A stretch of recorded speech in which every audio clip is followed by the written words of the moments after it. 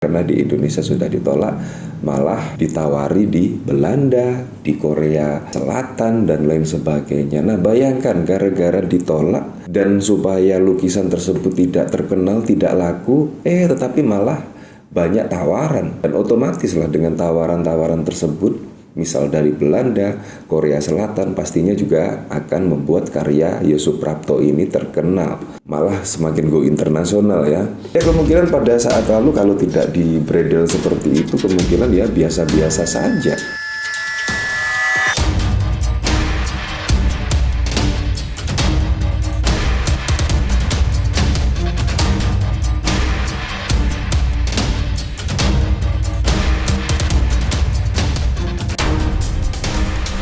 Nah, apakah Anda masih ingat pada saat lalu ya, lukisan Yusuf Prapto yang di bredel? Setidaknya saat ini ada tawaran lah, bahkan tawaran pameran itu sampai ke luar negeri, bahkan dari Belanda dan bahkan juga dari Korea Selatan. Gara-gara di bredel itulah akhirnya saat ini malah semakin go internasional ya, karya dari Yusuf Prapto. Sangat keren sekali ya saat ini di media sosial, semakin terkenal dan malah semakin viral. Nah, kalau kita lihat pada saat lalu ya, lukisan Yusuf Prapto pada saat pameran di Australia, pada saat lalu juga sempat di bredel, tetapi juga semakin viral. Kalau kita lihat tulisan dari Dahlan Iskan ya, pada saat lalu itu memang Yusuf Prapto adalah seorang aktivis dan bahkan lukisan-lukisannya itu tidak luput dari kritikan dari penguasa lah, kurang lebih seperti itu. Bahkan Dahlan Iskan kalau kita lihat dari sini juga sempat curhat ya. Sempat curhat kalau kita lihat dari pemberitaan, memang Yusuf Prapto seorang aktivis dan bahkan lukisannya itu seringkali mengkritik dari kebijakan-kebijakan pemerintah dan bahkan juga mengkritik terkait kerusakan alam dan kerusakan lingkungan pada saat ini. Nah, bahkan juga dikomentari oleh Iwan Fals ini. Iwan Fals bahkan juga mengomentari lukisan dan pelukisnya. Bahkan juga mendapatkan atensi publik sebanyak 1,8 juta ya. Ini sangat keren sekali. Biasanya kalau kita lihat Iwan Fals, cuitannya itu ya biasanya mendapatkan di 300 lah, 300 dan lain sebagainya. Tapi saat ini memang ramai sekali ya. Nah, bahkan juga banyak komentar-komentar di sini. Sama lukisan takut, sama puisi takut, sama syair lagu takut.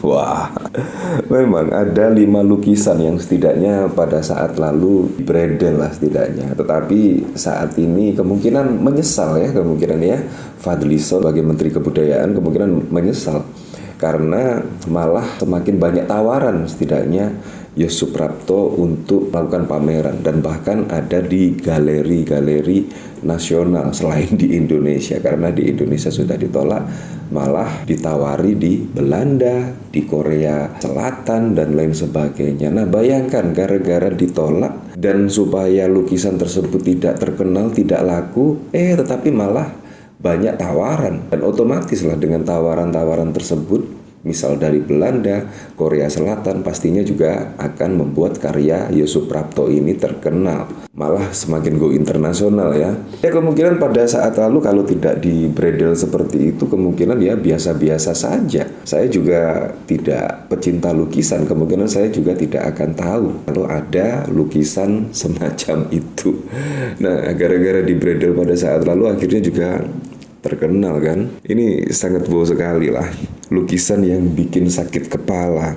Nah, dari sini, dari Tempo.co, Yusuf Prapto mendapat tawaran memamerkan lukisannya dari dalam negeri hingga mancanegara setelah batal menggelar pameran di galeri nasional. Tawaran pameran ke luar negeri diantaranya Korea Selatan, Belanda, Swiss, dan bahkan juga Jerman. Dan bahkan kalau kita lihat di lokal ya, di lokal itu ada galeri kesenian di Surabaya dan bahkan juga yang berada di Jawa Timur. Ini sangat keren sekali ya, dan ternyata juga masih banyak ya setidaknya masyarakat yang sangat mengapresiasi karya seni ya, bentuk lukisan.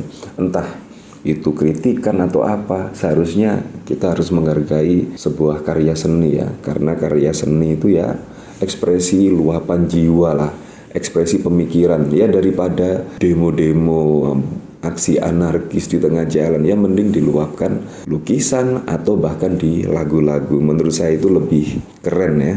Nah, kalau kita lihat dari pemberitaan di sini ya, dari This Way, lukisan aktivis. Bahkan Dahlan Iskan juga mengomentari terkait hal ini ya. Kenapa juga ya lukisan di bredel ini juga sangat bagus sekali. Dan ternyata bukan baru sekali dipamerkan lukisan Yos Suprapto di bredel. Pembredelan pertama dulu justru membuat Yos kaya raya, namanya melejit, semua lukisannya laku. Nah, bahkan kalau kita lihat setelah pembredelan pada saat lalu ya di Galeri Nasional, itu bahkan lukisannya laku sebanyak 3 gara-gara di bredel. Dan pada saat lalu di Australia, gara-gara di bredel juga, karya lukisan Yos Suprapto semuanya laku dan membuat Yos Suprapto kaya raya dan bisa membeli rumah di Australia dan bahkan di Yogyakarta. Ini juga sangat keren sekali. Namanya melejit, semua lukisannya laku. Sampai saya bisa beli tanah dan rumah di Australia, kata Yos. Saya berbicara panjang dengan pelukis Yos Suprapto kemarin siang. Dia lagi di rumahnya di Kaliurang, Yogyakarta.